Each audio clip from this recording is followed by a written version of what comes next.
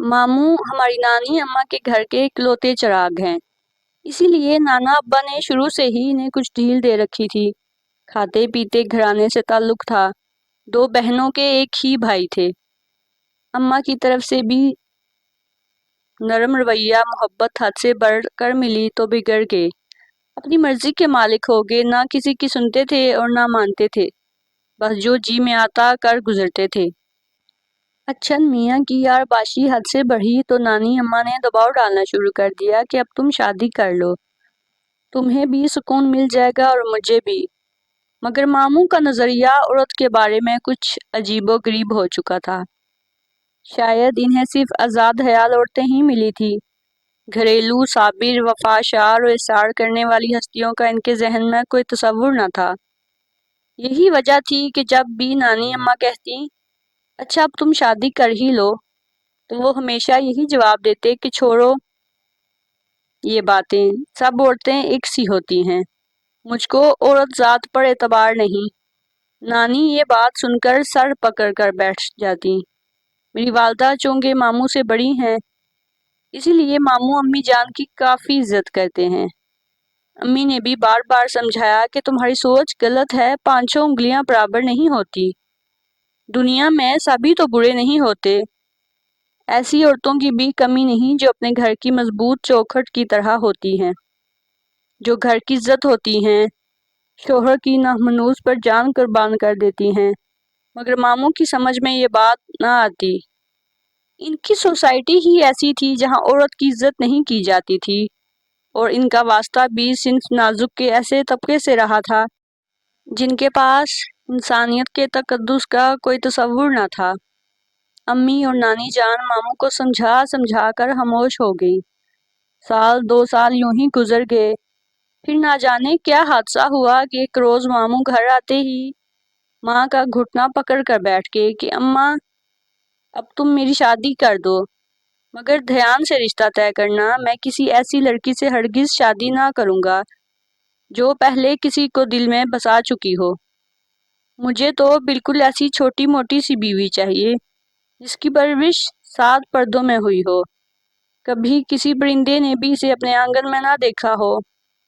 نانی اماں نے کہا اچھا اچھا، ایسی ہی ہوگی، تو پہلے شادی پر راضی تو ہو جا۔ اب لڑکی کی تلاش شروع ہوئی۔ جو رشتہ نانی اماں دیکھ آتی ماموں اسے رد کر دیتے۔ امی جان نے بھی بہت کوشش کی مگر انہیں کسی کے انتخاب پر اعتماد نہ تھا۔ وہ یہی کہتے کہ مجھے ڈر ہے کہ یہ پہلے سے ہی آزاد نہ ہو، اپنے کسی کزن وغیرہ سے تو جان پہچان ہو چکی ہوگی، اسی لیے لڑکی کے ساتھ ساتھ اس کے کزن کی بھی پڑتال ہونے لگی۔ کتنے ہیں، کہاں رہتے ہیں، گھر میں آتے ہیں یا نہیں، آتے ہیں تو کتنی دیر بیٹھتے ہیں۔ ظاہر ہے اس طرح رشتہ حاصل کرنا مشکل ہی نہیں ناممکن ہو گیا۔ نانی اماں اور امی جان تنگ آ گئیں، کہنے لگی کہ اس لونڈے کا تو دماغ خراب ہو گیا ہے، یہ نہ سرسوں میں پھنسنے کا نہ تنکوں میں۔ اتنی برائی اس کے ذہن پر سوار ہو گئی ہے کہ اب شرافت پر سے اس کا ایمان اٹھ گیا ہے، اس کی شادی نہیں ہو سکتی، عمر بھر کنوارا ہی رہے گا، ورنہ شک اس کی خوشیوں کو کھا جائے گا۔ ہم سب تھک کر مایوس ہو گئے تھے تو اللہ کی کرنی کہ امریکہ سے ہماری خالہ ملنے آ گئی۔ امی جان نے ان سے ذکر کیا، وہ کہنے لگیں کہ 7 پردوں میں پلنے والی ایک لڑکی ہے تو، اور وہ میری نند ہے۔ میرے سسرال کا ماحول نہایت پاکیزہ ہے، لڑکیوں پر ہمارے گھر میں اتنی سختی کی جاتی ہے کہ انہیں کھڑکی اور دروازوں سے جھانکنے کی بھی اجازت نہیں۔ میری نند سمینہ 15 سال کی ہو چکی ہے، آج تک گھر سے باہر قدم نہیں نکالا، اپنے آنگن کے سوا۔ باہر کا آسمان اس نے کبھی نہیں دیکھا، یقین نہیں آتا تو خود جا کر اپنی آنکھوں سے دیکھ لو۔ خالہ نے ماموں کو مادہ کر لیا کہ ساتھ چلو، خود دیکھ لو، جب تم ہمارے گھر کا ماحول دیکھو گے تو تمہیں بھی فیصلہ کرنے میں آسانی ہوگی۔ خالہ ایک ماہ ہمارے پاکستان میں رہیں کیونکہ ان کی شادی کے بعد وہ پہلی بار مائکے آئی تھیں۔ یوں ماموں کو لے کر امی جان اور نانی جان بھی خالہ کے ہمراہ چلی گئیں۔ ہم سب یہی دعا مانگ رہے تھے کہ یا اللہ خالہ کی نند شمینہ ماموں کو پسند آ جائے اور وہ اس رشتے پر راضی ہو جائیں۔ خالہ کے ہاں کا ماحول ماموں کو پسند آ گیا، اگرچہ وہ شمینہ کی ایک جھلک بھی نہ دیکھ سکے۔ انہوں نے خالہ سے کہہ دیا کہ چھوٹی آپا ٹھیک ہے، تم میری شادی اس لڑکی سے کروا دو۔ تمہارے سسرال کا ماحول واقعہ ہی ویسا ہی ہے جیسا میں چاہتا تھا، یہاں تو پرندہ بھی نہیں پڑ مار سکتا۔ بالآخر شمینہ سے ماموں کی شادی ہو گئی اور وہ اپنی دلہن بیاہ کر لے آئے۔ ماموں جان شمینہ ممانی کو پا کر بہت خوش تھے، ہر ایک سے کہتے کہ بس جیسی بیوی چاہتا تھا ویسی بیوی اللہ میاں نے مجھے دے دی ہے۔ ماموں شمینہ ممانی کا بہت خیال رکھتے، وہ اپنی شریک حیات کو صرف اپنے ساتھ ہی کہیں لے جاتے، کسی اور کے ساتھ ممانی کو جانے کی اجازت نہیں تھی۔ وہ میرے بھائی انور کے علاوہ کسی اور رشتہ دار کے سامنے نہیں آتی تھی اور نہ ہی ان سے سلام دعا یا کلام کر سکتی تھی، کیونکہ ہمارے ماموں جان کا یہی حکم تھا۔ شمینہ ممانی تو اپنے مائکے میں بھی اس قسم کی پابندیوں کی عادی تھی، اسی لیے یہاں آ کر بھی انہیں کوئی فرق محسوس نہیں ہوا۔ وہ بھی بظاہر اس زندگی سے خوش اور مطمئن نظر آتی تھی۔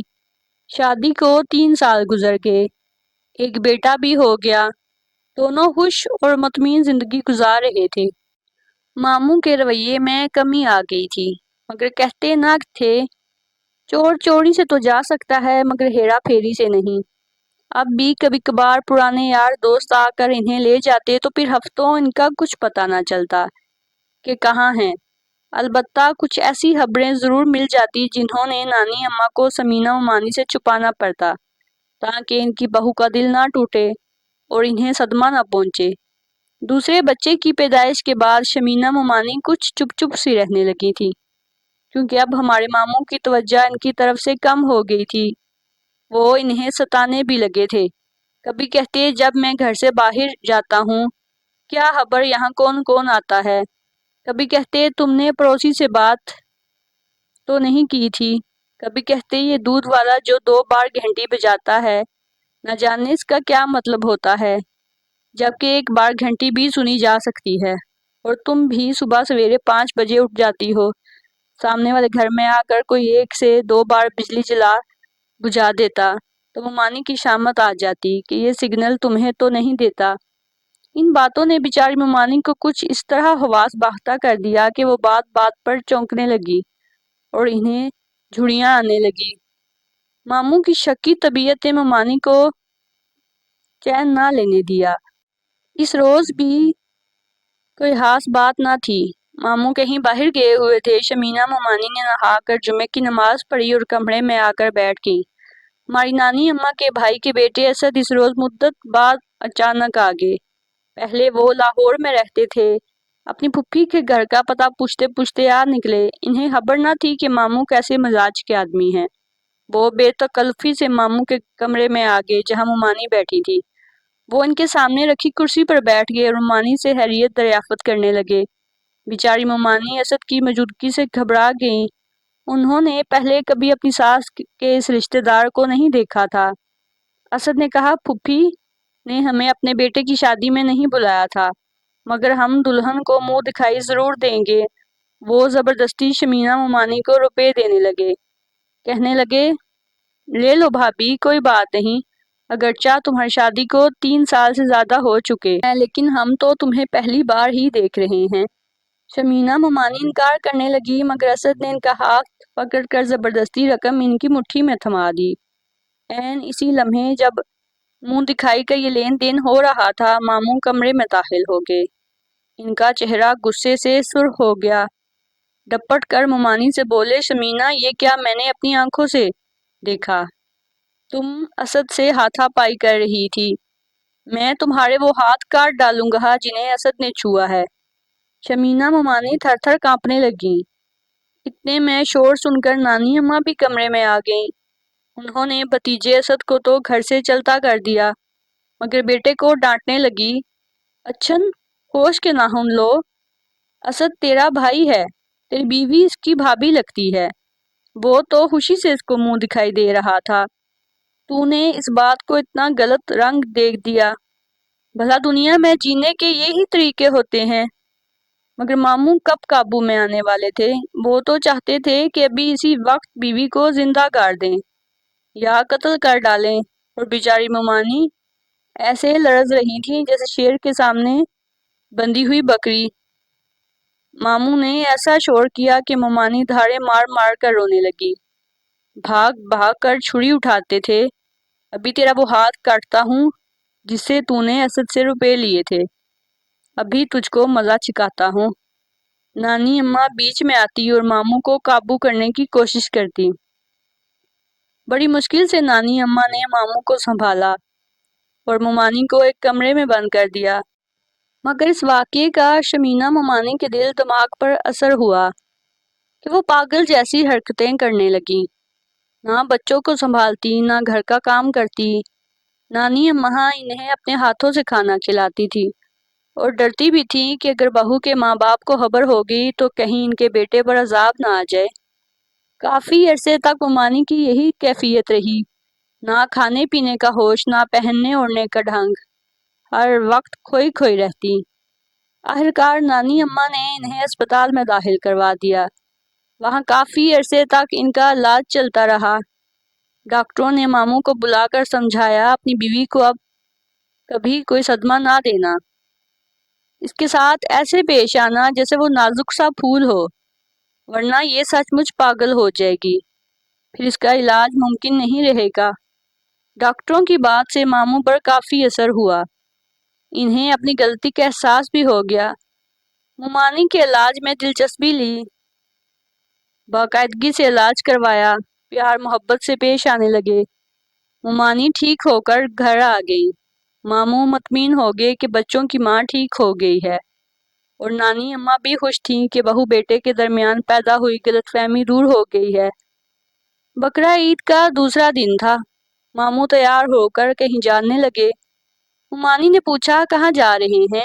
ماموں کہنے لگے میں تو اپنے دوستوں سے عید ملنے جا رہا ہوں، تم انور سے کہنا کہ بچوں کو گھما پھرا کر لائے، بلکہ تم اور اماں بھی چلی جانا۔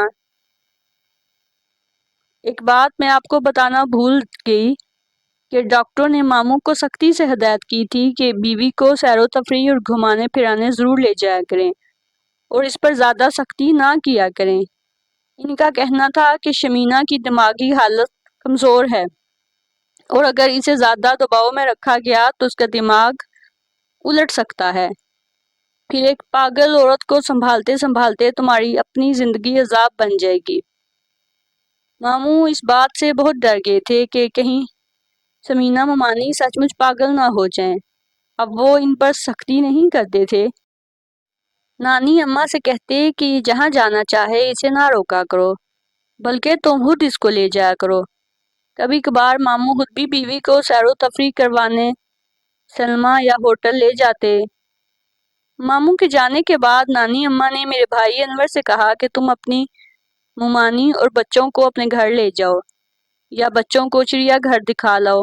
آج عید کا دوسرا دن ہے، میلہ لگا ہوگا اور خوب رونق بھی ہوگی، تیرے ماموں اجازت دے گئے ہیں۔ میں نے کہا نانی اماں ہم اپنے گھر نہیں جاتے، وہاں سے ہی تو ہم آئے ہیں، ہم کلفٹن جائیں گے، میلہ تو وہاں ہوگا۔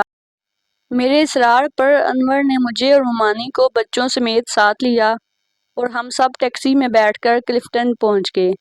حالانکہ اس دن بھی ممانی بار بار یہی کہتی رہی کہ میں نہیں جاتی، مگر نانی کے اصرار پر وہ چلی گئی۔ واقعہ ہی خوب رونق تھی۔ کلفٹن میں میلہ لگا ہوا تھا۔ ماموں کی چھوٹی بیٹی کو میں نے گود میں اٹھا رکھا تھا اور بڑے بیٹے کی انگلی ممانی نے تھامی ہوئی تھی۔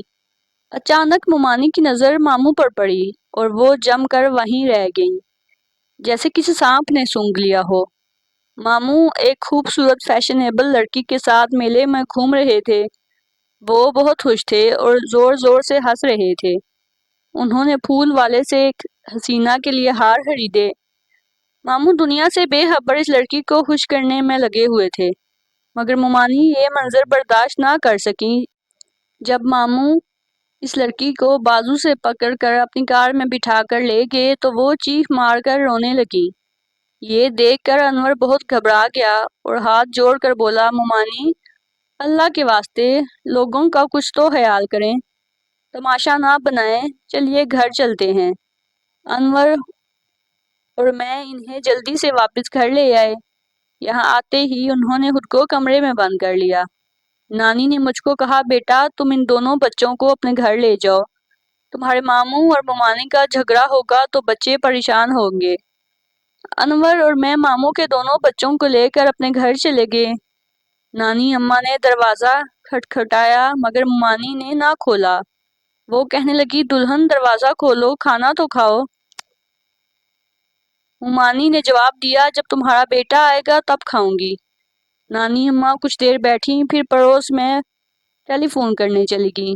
جاتے ہوئے کہنے لگی، دلہن گھر اکیلا ہے، میں عائشہ کو فون کرنے جا رہی ہوں، تم دروازہ کھول کر سامنے والے حصے میں آ بیٹھو، بڑا دروازہ بھی کھلا ہے۔ ممانی نے جواب دیا، اچھا آپ جائیں، میں دروازہ بند کر لوں گی۔ نانی اماں کے جاتے ہی سمینہ ممانی نے گھر کے تمام دروازے بند کر لیے۔ عید والے دن نئے کپڑے اتار کر پرانے کپڑے پہن لیے، پھر ماچس کی تیلی سے اپنے جسم کو آگ لگا دی۔